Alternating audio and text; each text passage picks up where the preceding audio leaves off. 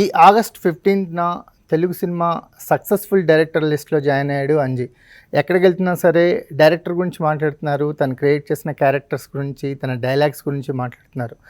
ఇండస్ట్రీలో సక్సెస్ఫుల్గా జర్నీని మొదటి సినిమాతోనే స్టార్ట్ చేయడం అనేది అతి తక్కువ మంది దర్శకులకే సాధ్యమవుతుంది.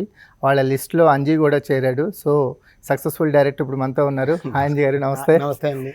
సో ఫస్ట్ మీ నేపథ్యం గురించి మాట్లాడుకుందాం.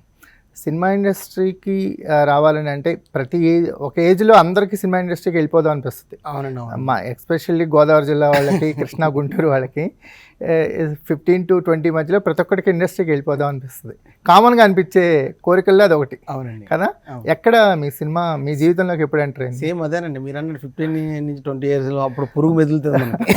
ఏంటంటే గోదావరి జిల్లాలో అంటే కాకపోతే ఓన్లీ హైదరాబాద్ అటు పక్కన పడితేనే మిగతా చోట్ల ఎక్కడైనా మనకి ఎంటర్టైన్మెంట్ అంటే సినిమా అండి. ఇప్పుడైతే కొంచెం ఇన్స్టాలని అయ్యని వచ్చి కొంచెం డివేట్ అయ్యారు. కానీ సినిమా అంటే చాలా చాలా మనకి ఎంటర్టైన్మెంట్ అంటే సినిమాకి వెళ్తాం. సినిమాకి వెళ్ళి వచ్చిన తర్వాత మనకు అన్ని సినిమాలు, మన చిరంజీవి గారు, బాలకృష్ణ, నాగార్జున గారు, వెంకటేష్ గారు, మహేష్ బాబు, పవన్ గారు అన్ని సినిమాలు చూస్తారు అక్కడ. యాక్చువల్గా చూడకపోతే అన్ని కలెక్షన్ రావు కదా. ఫ్యాన్ వార్స్ ఉంటాయి. కానీ సినిమా లవర్స్ అందరూ సినిమాలు చూస్తారు. నేనైతే అన్ని సినిమాలు చూసామనండి. అప్పుడు ఏంటంటే మనకి ఆ సినిమా ఎలా చేస్తే బాగుంటుంది, ఒకవేళ బాగాలేని సినిమా ఏదైనా ఉంటే ఇలా ఈ డిస్కషన్లో మనకేంటంటే సినిమా మీద ఒక ఇంట్రెస్ట్, ఒక ప్రేమ కలుగుతుంది. అట్లాంటి డిగ్రీ అయిపోయిన తర్వాత ఏం చేద్దాం అనుకున్న టైంలో మనము ఒక ఇండస్ట్రీకి రావడం అట్లా జరిగిందండి. అది యాక్చువల్గా అందరి దర్శకుల నేపథ్యము అదే, నాది కూడా అదేనండి. ఇంట్లో ఎలాంటి సపోర్ట్ దొరికింది మరి? పర్లేదు ట్రై చేయి అన్నారా? ఎందుకు అని వెనక్కి లాగారా? అంటే ఏంటంటే మా అమ్మ మా అన్నయ్యలకి చిన్న అవగాహన ఉంది కానండి. నేను ఇండస్ట్రీకి వెళ్తానంటే ఏదో డైరెక్షన్ డిపార్ట్మెంట్ ఏదో చేస్తున్నాడు అనుకుంటారు అంతే. మా నాన్న కూడా వాళ్ళకి తెలియదండి. మనం ఏదో ఇప్పుడు సినిమా తీసేస్తాడు మా వాడు ఇలాగా. యాక్చువల్గా ఇప్పుడు టీవీలోకి వస్తాడు అన్న విషయం కూడా తెలియదు వాళ్ళకి. చేస్తున్నాడంటే చేస్తున్నాడు, ఓకే, ఏదో ఉద్యోగంలా అంతే. వాడు బతుకుతున్నాడు. ఒకవేళ లేదంటే ఏదో మా తాత ఇచ్చిన ఆస్తి ఏదో ఉంది, దాంతో బతుకుతాడులే, కొంచెం ఏ అలవాట్లు లేవు కదా, హ్యాపీగానే ఉంటాడులే అనుకున్న ఉద్దేశం అండి వాళ్ళకి. అంతే. అలా వాళ్ళ కొడుకు ఇంత డైరెక్టర్ అవుతాడు, ఇప్పుడు ఫస్ట్ టీవీలో చూస్తున్నాడు కదా, టీవీలో చూస్తారన్నంత ఇది కూడా వాళ్ళకి అంత నాలెడ్జ్ లేదండి. ఏం చేసేవాడండి అమ్మ నాన్న? మా నాన్న వచ్చేసి ఇదివరకు ఇది ఫ్రూట్ షాప్లో పనిచేసేవాడు యాక్చువల్గా. ఇప్పుడు ఏంటంటే మా ఇంటి పక్కన పెంకిటిల దగ్గర ఇప్పుడు సిమెంట్ బ్రిక్స్ వ్యాపారం అండి. అదే మా నాన్న చేస్తున్నాడు. అమ్మ వచ్చేసి హౌస్ వైఫ్ అండి. అంత అవగాహన కూడా లేదు. చాలా మధ్యతరగతి కుటుంబం, చాలా లోయల్ మిడిల్ క్లాస్ అండి. మధ్యతరగతి. ఈ మధ్యకాలంలో కొంచెం ల్యాండ్ ఉంటుంది, కానీ మన సైడ్ తెలియదు ఏముందని, గోదావరి సైడ్ ల్యాండ్ ఉంటుంది, కానీ దాన్ని అమ్మడానికైతే వారసత్వంగా వెళ్ళిపోవాల్సిందే. అంతేగాని ఆ ఫ్రూట్స్ మనం తీయడానికి ఉండదు. అట్లాగా ఉన్నదంటే ఉన్నదే 2 ఎకరాల భూమి అట్లాగా. అంతేనండి. అంతే. మనం దాని మీద వచ్చే ఇన్కము మనం ఇక్కడ గెట్ అన్ అవడానికి డైరెక్షన్ డిపార్ట్మెంట్ పనిచేయటం, దాంతో లైఫ్ అట్లా వెళ్తే ఇప్పుడు యాక్చువల్గా బన్నీవాస్ గారు గీతావాసులో అవకాశం రావడం, సినిమా చేయటం, ఆ సినిమా సక్సెస్ అవ్వడం చాలా హ్యాపీ అండి. యాక్చువల్గా ఇండస్ట్రీకి వచ్చిన తర్వాత అంటే ఎక్కని మెట్టు దిగని మెట్టు లాగా ఉంటుంది కదా అవకాశాల కోసం, డైరెక్షన్స్ కానీ రైటింగ్ కానీ. ఆ స్టేజెస్లో ఫస్ట్ చేయందించింది ఎవరు? పైకి రా, పర్లేదులే, టేబుల్ వేస్తాను, కూర్చో, ఇక్కడ ఏదైనా రాయి. కుమార్ గారు నిజంగా చెప్పాలంటేనండి, నేను ఇది మన కందిరేగ చేశానండి, రబస్ చేసా, హైపర్ చేశా. యాక్చువల్గా ఆ 3 సినిమాలకి 2 years గ్యాప్తో 6 సంవత్సరాలు అట్లా అయిపోయింది. ఆ తర్వాత నేను అనిల్ రావుపూడి గారి దగ్గరికి జాయిన్ అయ్యాను. రాజా దగ్గర F2 సర్లేరు నీకెవర్ తర్వాత డైరెక్టర్ అవుతారని బయటకు రావడం. ఈ లోపల మనకు అందరికీ తెలియదు ఏముందని, సర్లేరు నీకెవర్ అట్లా రిలీజ్ అయింది. కరోనా అని first wave, second wave, 2 years అట్లా అయిపోయింది. ఈ మధ్యలో రకరకాల కథలు రాసుకోవటం, మనం ఏముందని ఇండస్ట్రీకి వచ్చినప్పుడు అందరికీ అనిపిస్తుంది ఒక పెద్ద హీరో అనిపిస్తుంది. అట్లాగే ఏదో కథ రాసుకుంటే ఇది వర్కౌట్ కాదు అని చెప్పి మళ్ళీ ఇంకో కథ అట్లాగే ఒక 3-4 కథలు రాసుకున్న టైంలో యాక్చువల్గా ఈ కథ ఏంటంటే, నాకు అప్పుడు జాతిరత్నాలు సినిమా అప్పుడే మీకు కరోనా టైం తర్వాత రిలీజ్ అయిందండి. కరోనా ఫస్ట్ వేవ్ తర్వాత రిలీజ్ అయ్యి సూపర్ డూపర్ హిట్ అయిందండి. జాతిరత్నాలు ఒకటి, ఉప్పెన ఒకటి. నాకు ఆ జాతిరత్నాలు చూసి కరెక్టే కదా, నిజంగా మన అనుదీప్ గారు ఓన్లీ ఎంటర్టైన్మెంట్ తోటి అంత పెద్ద కలెక్షన్ పెట్టించాడు కదా. సరే ఇక్కడ ఎంత ఉంటే మన గోదావరి ఎటకారం, మన గోదావరి క్యారెక్టర్స్, అదంటే ఆ కామెడీ అంటే మన ఈవి సత్యనారాయణ గారు, జంజాల గారు ఇవన్నీ చూసున్నారు. ఆల్రెడీ అలవాటు ఉన్న మాట ఎస్వి కృష్ణారెడ్డి గారు. దాన్ని ఒకసారి అక్కడ పెరిగాం, అక్కడే ఉన్నాము, అక్కడే చూసాం కదా, ఆ క్యారెక్టర్తో కథ రాస్తే ఏంటన్న ఉద్దేశంతో అది రాసుకున్న కథ అండి యాక్చువల్లీ. జాతిరత్నాలు లేకపోతే ఆయిలేదు. జాతిరత్నాలు లేకపోతే వాసు గారే చెప్పారండి. జాతిరత్నాలు బనివాసు గారు అన్నారు, జాతిరత్నాలు లాంటి సినిమాని నేను ఎందుకు చేయలేకపోయాను, నేను చేయాలని కుళ్ళుకున్నాడని అతనే ప్రెస్ మీట్ చెప్పారు. అంటే దాన్ని బట్టి ఏంటంటే జాతిరత్నాలు వన్ ఆఫ్ ఇద్దరు ఒకేలాగా ఆలోచించాం, ఇద్దరు ఒక చోట కలిసామండి. అనుదీప్ గారికి ముందు దీనికి థ్యాంక్స్ చెప్పాలి. ఎందుకంటే అది నిజంగా ఇంతకుముందు మనకు ఏదైనా ఒక కథ చెప్తే కథ ఏంటి, ఇందులో క్యారెక్టర్ ఆర్క్ ఏంటి, ఇక్కడ ప్లాట్ ఏంటి, అదేదో లాంగ్వేజ్ ఉంటుంది మనకు, నాకు అంత ఐడియా లేదు కానీ ఇన్ని ఉంటాయి. ఏమి ఉండవండి ఈ సినిమాలో. మీకు యాక్చువల్గా మీరు ఈ సినిమాలో చూస్తే మీకు ఏమి అసలు మీకు అదే సబ్ కాన్షియస్ మైండ్లో ఉంటాయి కానీ కథ ఏంటి అదే ఉండదు. ఓన్లీ ఎంటర్టైన్మెంట్ పట్టుకునే వెళ్ళానండి యాక్చువల్గా. మీకు యాక్చువల్గా ఫస్ట్ హాఫ్లో జీవితం నుంచి వచ్చారు సార్ మీరు, ఫిల్మ్ స్కూల్ నుంచి రాలేదు. అదేనండి, సినిమాలు చూసి డైరెక్టర్ అవటం, లేకపోతే ఎక్స్పీరియన్స్ నుంచి నేర్చుకోవటం. అంతేనండి, ఎక్స్పీరియన్స్ అయితే అబ్జర్వ్ చేసి నేర్చుకోవటం. అదే వీటన్నిటితో పాటు మీదంటూ ఒక ఓన్ స్టైల్ ఒకటి క్రియేట్ చేసుకోగలిగారు. అదే స్టైల్ అంటే మీరు కుమార్ గారు అలా అన్నది కానీ అంటే నాకు తెలిసిన ప్రపంచంలో నాకు తెలిసిన క్యారెక్టర్స్తో నేను ఒక సినిమా అయితే డెలివరీ చేశాను. అది కొట్టింది, 6 కొట్టిందో 4 కొట్టిందో కొట్టిందండి. ఇప్పుడు ఇప్పుడు అందరూ ఏంటంటే మళ్ళీ ఇప్పుడు ఇదే ఎంటర్టైన్మెంట్ ఎక్స్పెక్ట్ చేయొచ్చు, ఇదే చేయొచ్చు. కానీ ఏంటంటే నాకు థ్రిల్లర్ ఇష్టము, యాక్షన్ ఇష్టము, రొమాన్స్, అంటే అది లవ్ స్టోరీస్, ఇవన్నీ చాలా కథలు ఉన్నాయి, పాయింట్స్ ఉన్నాయి, అవి కూడా ఇష్టమే. అందులో మళ్ళీ కామెడీ లేదని చెప్పి నన్ను మళ్ళీ అని అనుకుంటారు, అదొక భయం ఒకటి ఉందండి. అంటే ఫస్ట్ సినిమానే మేము మొన్న ఒక వీడియో చూసామండి. వీడియో చూస్తుంటే ఎవడో పంపించాడు, ఎక్కడ మన కర్నూలు నుంచి ఎక్కడో సార్. అబ్బాయి ఎవరో ఏంటంటే తెలియదు కానీ ఆ తాత కానీ తర్వాత ఆ క్యారెక్టర్ వచ్చినా కూడా చైర్లోంచి వచ్చేసి నవ్వేసి పొట్ట పట్టుకుని మళ్ళీ వచ్చి చైర్లో కూర్చున్నాడు. అంటే ఎంత ఇలేరియస్ ఎంటర్టైన్మెంటు, ఎంత ఇలేరియస్గా వర్కౌట్ అవడం అన్నది నిజంగా దేవుడు దయ అండి. యాక్చువల్లీ మనం రాస్తాం, మనకు ఆ టైమింగ్ సంకల్ప బలం కూడా ఉంటుంది, సంకల్పం అదే మనం రాస్తామండి. మనకు అంత సపోర్ట్ ప్రొడక్షన్ హౌస్ ఇచ్చింది, మనకి అక్కడున్న లోకల్ సపోర్టు ఉంది, ఆర్టిస్టులు కూడా పాపం ఎన్ని టేకులు అంటే అన్ని టేకులు. నిజంగా నేను కొంచెం పర్టికులర్గా ఉంటాను, ఆ రియాక్షన్ కావాలి అన్న టైప్లోనే ఉంటాను. పాపం అన్నిసార్లు చేసి అందుకు ఈ సినిమా ఇంత రీచ్ అయిందంటే కారణం అందరూ ఎఫర్ట్ అండి. యాక్చువల్గా డైరెక్టర్ అని చెప్పి మనకు పేరు వేస్తారు కానీ ఆ కెమెరామెన్ గారి సపోర్టు, ఆర్ట్ డైరెక్టర్ గారు ఉంటుంది సార్. అంటే ప్రతి సినిమా టీం వర్కే సార్. ఒక ఫ్లాప్ సినిమా టీం వర్కే, ఒక సూపర్ హిట్ సినిమా టీం వర్కే. కానీ డైరెక్షన్ అంటే ఏ డైరెక్షన్లో వెళ్ళాలి అని చెప్పేవాడే డైరెక్టర్. నా దృష్టిలో మీరు ఆ డైరెక్షన్ వాళ్ళకి చూపించారు కాబట్టి వాళ్ళు అంత వర్క్ చేయగలిగారు. అవునండి కుమార్ గారు, నిజంగా నేను అందుకే మనం ఏంటంటే డెసిషన్ మేకింగ్ సార్. నా దృష్టిలో డైరెక్షన్ అంటే డెసిషన్ కరెక్ట్. 100 నిర్ణయాలు తీసుకోవాలి సెట్లోకి వెళ్ళిన తర్వాత. ఆ నిర్ణయాలన్నీ మనం తీసుకున్న నిర్ణయాలు కరెక్టా కాదని ప్రేక్షకుడు చెప్తాడు. ముందు జడ్జి మనం నమ్మాలి కదా. నమ్మి అడుగు ముందుకేయాలి. ఆ తర్వాత ఆ అడుగు విజయం వైపుకి వెళ్ళిద్దా అపజయం వైపుకి వెళ్ళిద్దా అనేది ఏ ఫ్రైడేనో తెలుసు.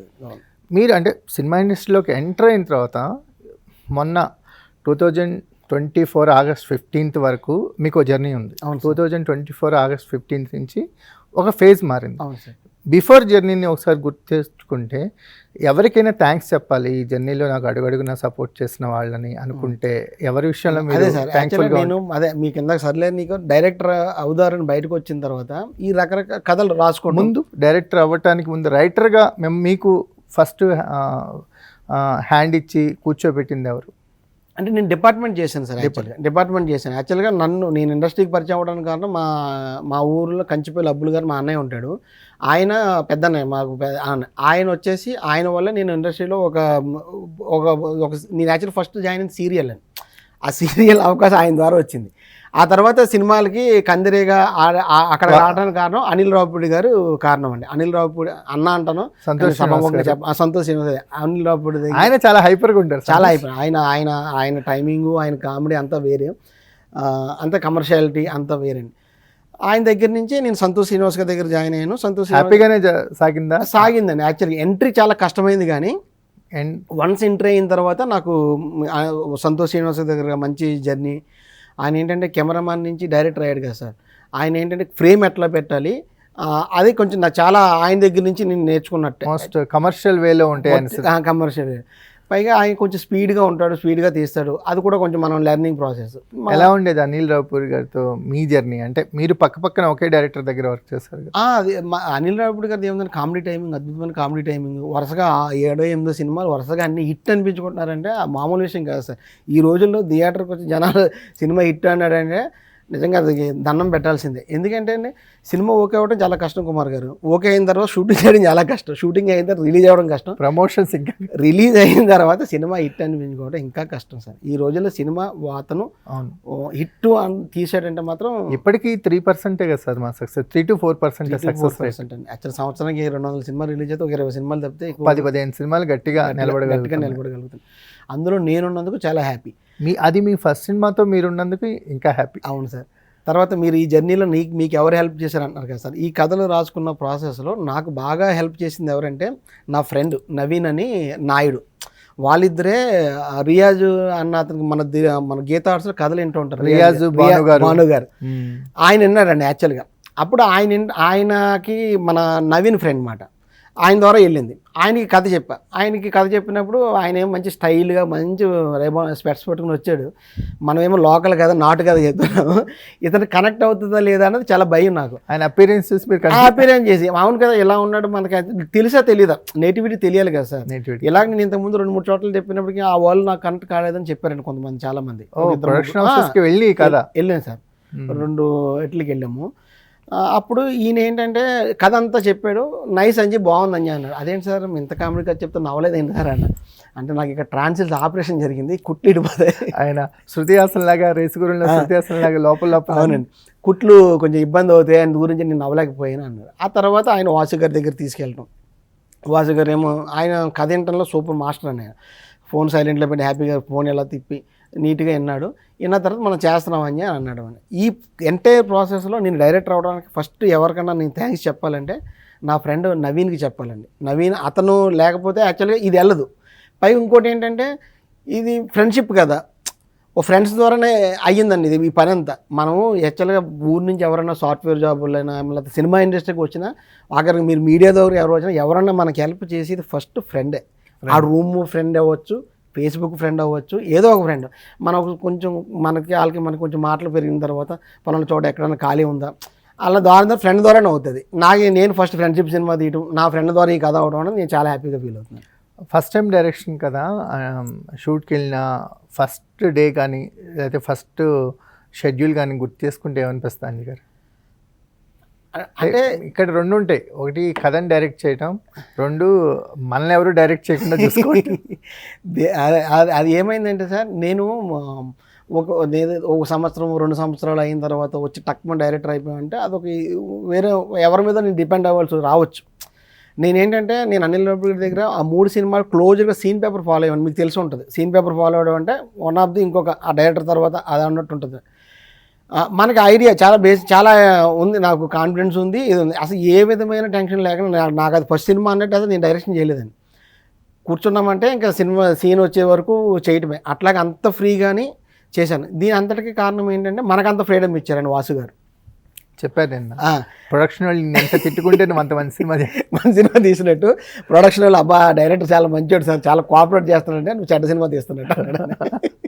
అంటే ప్రొడక్షన్ వాళ్ళు ఏడిపించేస్తుంటారు అయితే బాగా. అంటే వచ్చేదాకా ఫర్ ఎగ్జాంపుల్ వాటర్ ట్యాంకర్ గురించి ఫర్ ఎగ్జాంపుల్ మనకు 6 గంటలకు ప్యాకప్ చెప్పాల్సి ఉంటుంది. నేను యాక్చువల్గా అప్పుడు ఏం చేసేవాడిని, నేను 6:45 వరకు షార్ట్ తీసేవాడిని. పాప వాళ్ళేమో బత్తాల గురించి వీళ్ళ గురించి ఏడిపించడం. దీనివల్ల పాపం చాలా ఇబ్బంది పడ్డారు మా Ajay garu, production executive EP Ajay, co director మా మల్లి గారు అంతకుముందు చేశారు, నరేషన్, ఇలా ఏ ఇబ్బంది అయినా వాళ్ళే పడ్డారండి. నా దగ్గరికి ఎంత కూడా తీసుకురాలేదు. లెర్నింగ్ ఎక్స్పీరియన్స్ విషయానికి వస్తే సంతోష్ శ్రీనివాస్ గారు కావచ్చు, అనిల్ రావుపూడి గారు కావచ్చు, వాళ్ళ పక్కన అంటే వాళ్ళతో పాటు కలిసి వర్క్ చేయటం మీకు ఎంత కాన్ఫిడెన్స్ లెవెల్స్ని పెంచింది? లేదంటే ఒక కమర్షియల్ కథని ఎలా రెడీ చేసుకోవాలి, ఎలా ఎగ్జిక్యూట్ చేయాలని మీకు అంటే క్లాస్ రూమ్ అక్కడే దొరికినట్టు అనిపిస్తుంది? అంటే యాక్చువల్గా ఇంకొకటి ఏంటంటే డిపార్ట్మెంట్ అంటే అందరూ మీకు డైరెక్షన్ డిపార్ట్మెంట్ తెలుసు కదా, మీకు డైరెక్షన్ డిపార్ట్మెంట్ అంటే ఒక డిపార్ట్మెంట్ సెపరేట్గా ఉంటారు. నాకు దొరికిన అవకాశం ఏంటంటే డిస్కషన్లు ఉండేవాడిని నేను. సూపర్. స్టోరీ డిస్కషన్లో ప్రతి ఆ 3 సినిమాలు డిస్కషన్లు ఉండేవాడిని. ఈ 3 సినిమాలు కూడా నేను డిస్కషన్లు ఉండేవాడిని. At the same time department direction scene paper follow అయ్యానండి. అందు గురించి మనకు ఫర్ ఎగ్జాంపుల్ F2 సినిమా ఉందండి. F2 సినిమా మేము ఎన్నిసార్లు చూసినా ఫస్ట్ హాఫ్ చూసినప్పుడు లేరస్గా ఉండేది. ఇది వర్క్ ఎక్కడెక్కడ నవ్వుతారు మనకు ఒక జడ్జిమెంట్ ఉంటుంది కదా సార్. అదే థియేటర్లో అక్కడెక్కడ అలాగే బ్లాస్ట్ అయింది. మనకి కామెడీ వరకు నాకు ఆ జడ్జిమెంట్ బాగా పనిచేసిందండి. యాక్చువల్గా ఇప్పుడు ఈ సినిమా తీస్తున్న ప్రాసెస్లో నాకు స్క్రీన్ చూస్తున్నప్పుడు నాకు నవ్వు వచ్చేది. అందరూ కొంతమంది ఈడెన్ పిక్చర్లో నవ్వుతున్నారు అనుకునేవారు. నాకేంటంటే ఎదుటోటి రియాక్షన్ ఇప్పుడు ఫర్ ఎగ్జాంపుల్ మనకి హీరో వచ్చేసి టక్మని ఇలాగా చూపిస్తాడు, సారీ సార్ అని చెప్పి ఇది చూపిస్తాడు. నాకు అవతల మన వీటీవీ గణేషన్ గారి రియాక్షన్ నాకు మైండ్లో పడి నేను నవ్వుకునేవాడిని. అందరూ ఏంటి ఎందుకు ఇలా నవ్వుతారు అనుకుని వాళ్ళు చూసేవారు. ఏంటంటే మనకు ఆ టైమింగ్ మాత్రం ఆ సినిమాలు పనిచేయడం వల్ల ఏదైనా ఎక్స్పీరియన్సే కదా సార్. 4 సినిమాలు చేయడం వల్ల ఆ ఎక్స్పీరియన్స్ నాకు ఈ సినిమాకి పనిచేసింది. అందరూ కూడా ఫస్ట్ సినిమా చేసినట్లేదు చేయలేదు, ఎక్స్పీరియన్స్ డైరెక్ట్ చేసినట్టు ఉందంటున్నారంటే కారణం ఏంటంటే నా 6 సినిమాల ఎక్స్పీరియన్స్, నా 12 సంవత్సరాల ఎక్స్పీరియన్స్ ఈ సినిమా అండి. మీరు అంటే ఈ జర్నీలో ఆ సినిమా చేద్దాం అనుకున్న తర్వాత మీరు అనుకున్న హీరో లిస్ట్లో నార్నే నితిన్ ఉన్నాడా? అంటే ఫస్ట్ లేడు సార్. యాక్చువల్గా కుమార్ తెలియదు. ఇప్పుడు కథ అనుకుంటే మనం 4-5 హీరోలు అనుకుంటాం యాక్చువల్గా. ఈ ప్రాసెస్లో 1, 2, 3 అయిపోయింది. ఒకసారి ఏంటంటే ఒక హీరో కన్ఫర్మ్ షూటింగ్ వెళ్ళాల్సిన టైంలో అంత కంఫర్ట్ అవ్వలేదు ఈ కథకి. ఆయన అవ్వకపోతే అప్పుడు నిజంగా ఆ రోజు నేను అనుభవించిన నరకం ఆ ఫేజ్ ఉంటుంది సార్. నిజంగా ఏంటంటే 15 రోజుల్లో షెడ్యూల్ అయినప్పుడు మనకి హీరో లేడు అన్న విషయం తెలిసిన తర్వాత ఎట్లా ఉంటుంది డ్రాప్ అయ్యాడు అన్న విషయం.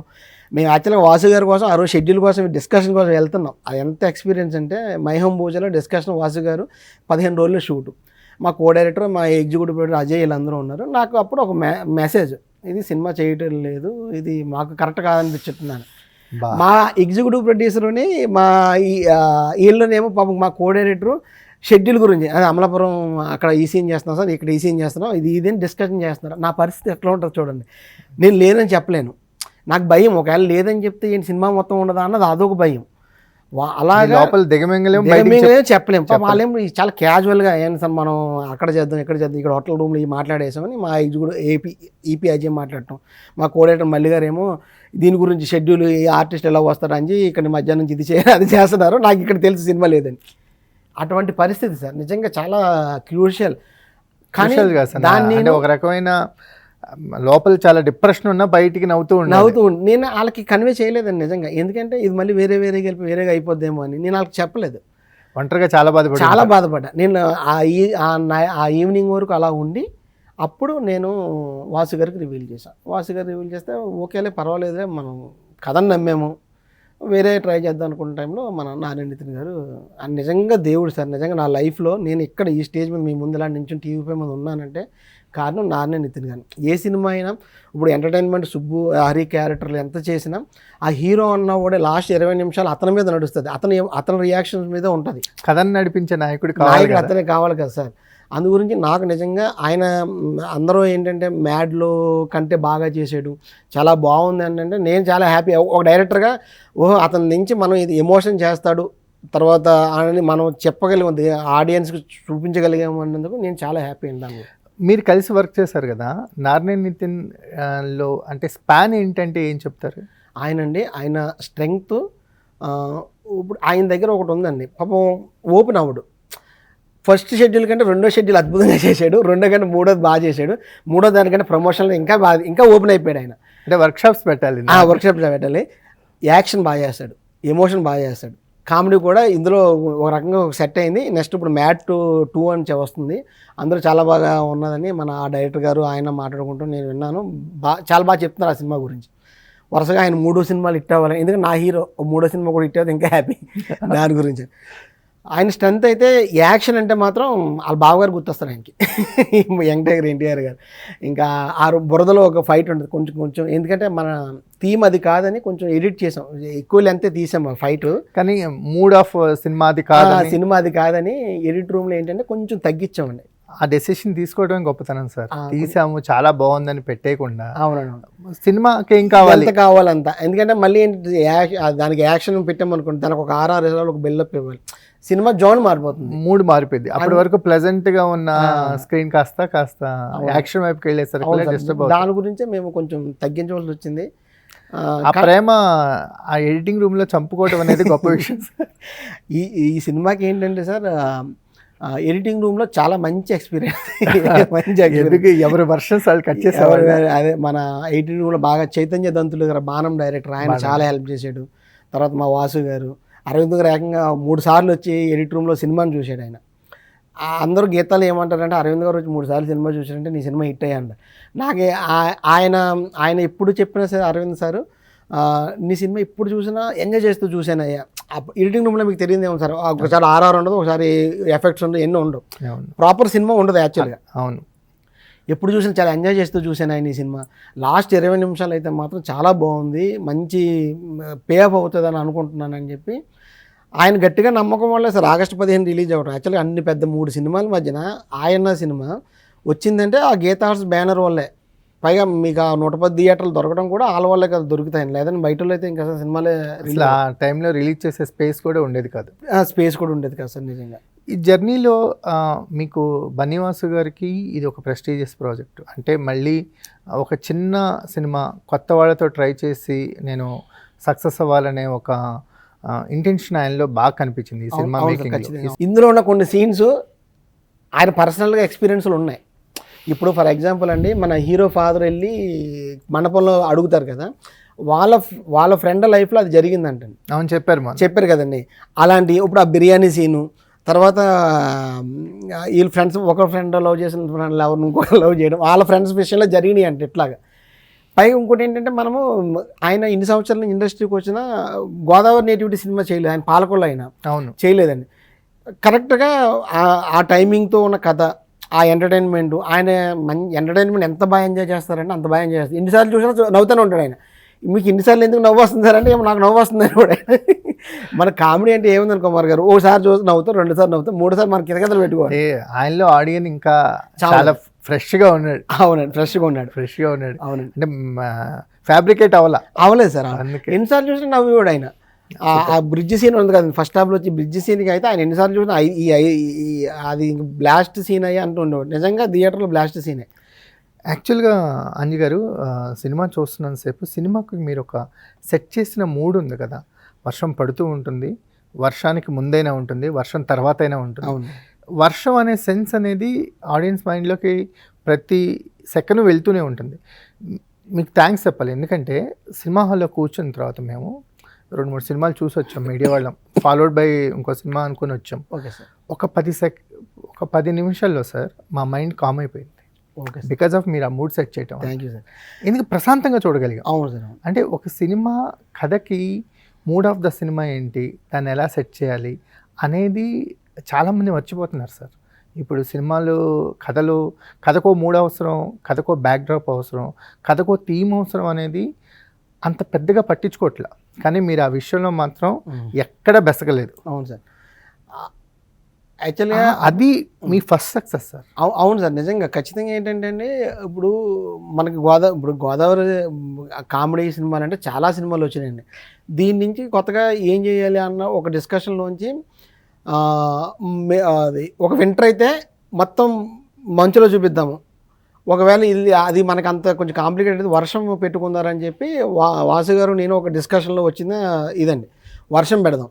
పెట్టిన తర్వాత నేనేమో వర్కింగ్ డేస్ ఏమో 50 రోజులు కమిట్ అయిపోయింది, నేనేమో 50 రోజులు సార్ అన్న, వర్షం రాకముందు. ఈ లేకపోతే ఇంతకీ ఏమైంది ఏంటంటే, మరి వర్షం వచ్చిన తర్వాత ప్రతి ఫ్రేమ్ నిజంగా ఎంత నరకం అంటే అండి పాపం మా అసిస్టెంట్ డైరెక్టర్లు కూడా వాళ్ళు కూడా సెట్ బాయ్లు అయిపోయారు. ఏంటి ఒక రైన్ మిషన్ కొన్నామండి, అదేంటి 4 గన్లు ఉంటాయి. అది కాకుండా మీకు ఈ తొక్కుతారు కదా, అది మీకు తెలియదు, పంప్ మిషన్, అవి ఒక 3, మొత్తం 7 మిషన్లతో చేసాం. అది పైగా ఒకటేమో హెవీ రెయిన్, అదొక మిషన్ కొన్నాం హెవీ రెయిన్ కోసం. ఇంత కష్టపడ్డది మీరు అన్నారు చూసారండి. ఆ 10 నిమిషాల్లో 3 సెట్ చేయడానికి అది నాకు ఇప్పుడు మీరు నోటప్పుడు ఏంటంటే నాకు చాలా హ్యాపీగా ఉంది. అంటే మనం ఇప్పుడు సినిమాని ఇప్పుడు ఇంకా లైట్గా తీసుకుంటే జనాలు అయితే మనల్ని కూడా లైట్గానే తీసుకుంటారు.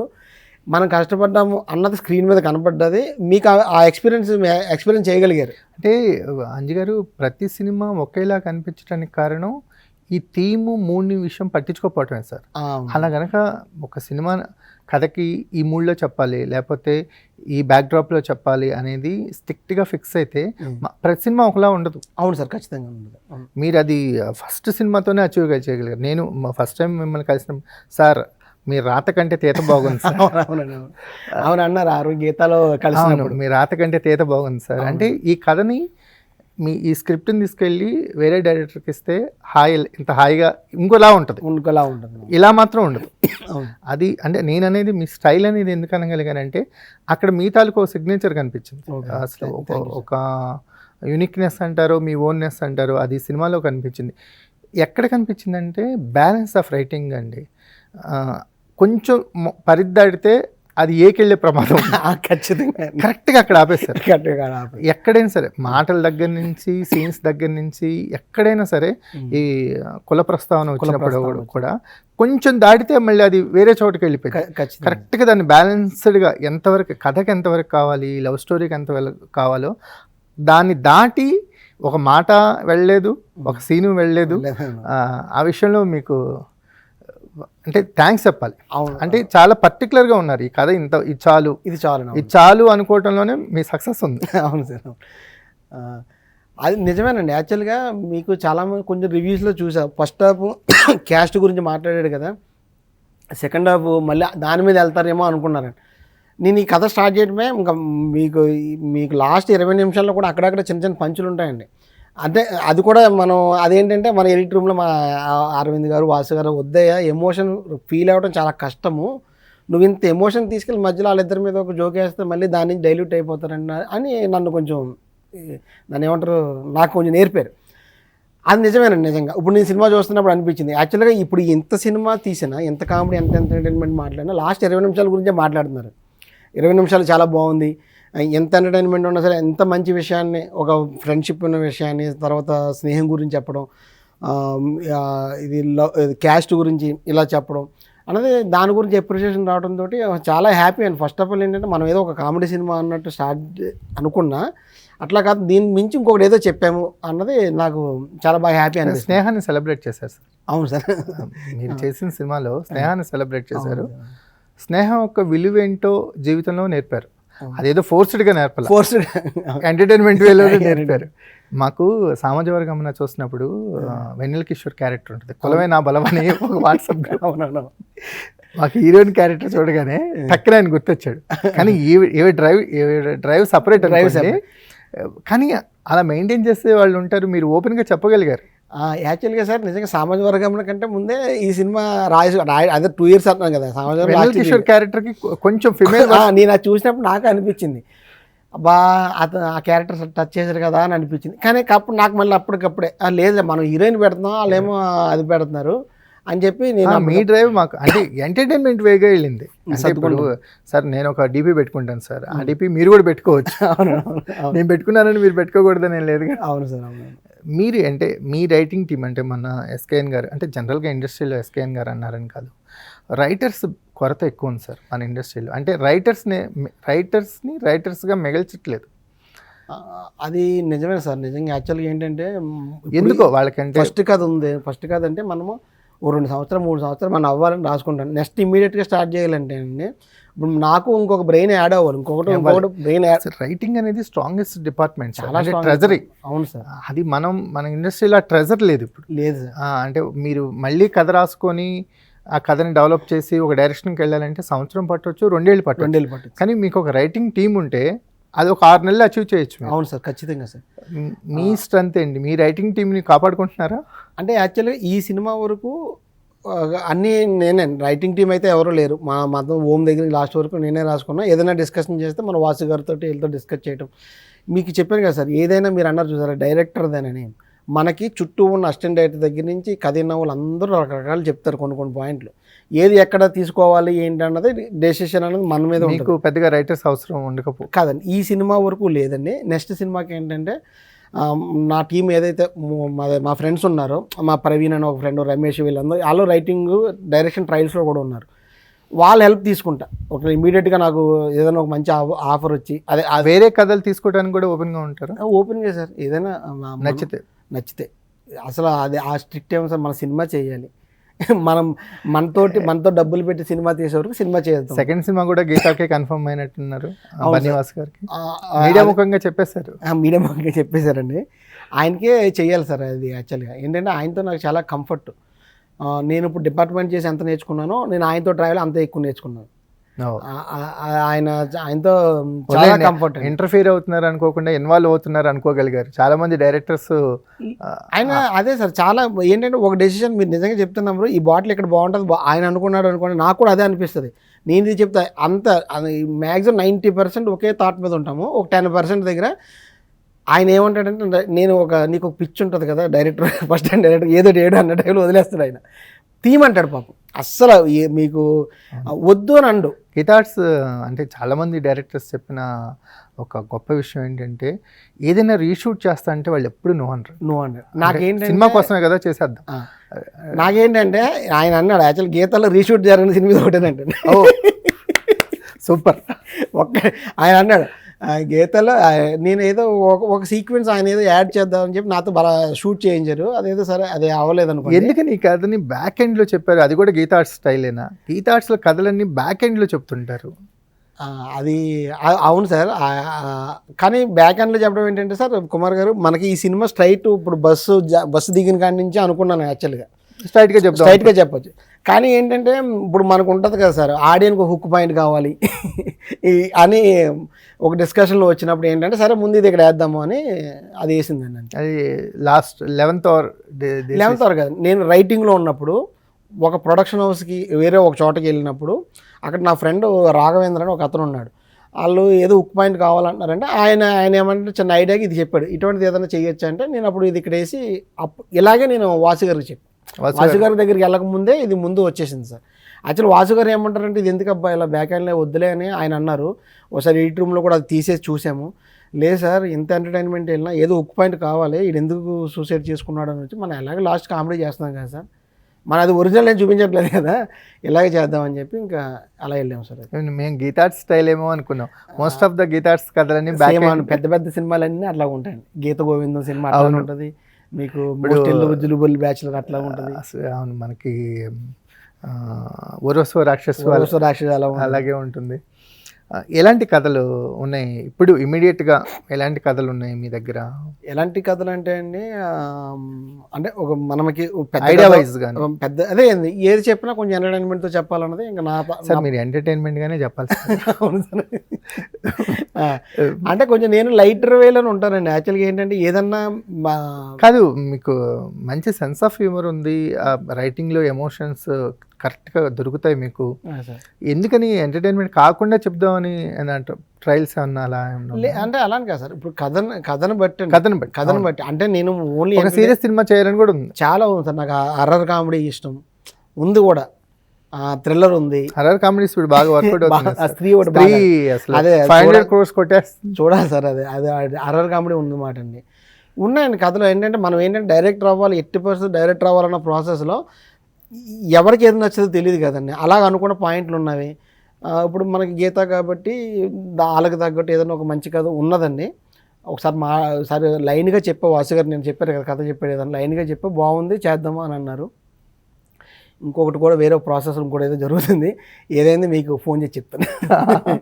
థ్యాంక్ యూ అండి. Okay, wish you all the best. ఎందుకంటే ఒక రైటింగ్ డైరెక్షన్ అనే కాదు, సినిమాకి ఒక థీమ్ని మూడ్ని సెట్ చేయటం ఎంత ఇంపార్టెంటో కూడా హాయ్ సినిమా మళ్ళీ గుర్తు చేసింది. సో మీరు చేసే సినిమాలన్నీ హాయిగా ఉండాలని, మీ జర్నీ కూడా హాయిగా సాగాలని కోరుకుంటున్నాం. Wish you all the success. Thank you sir, thank you.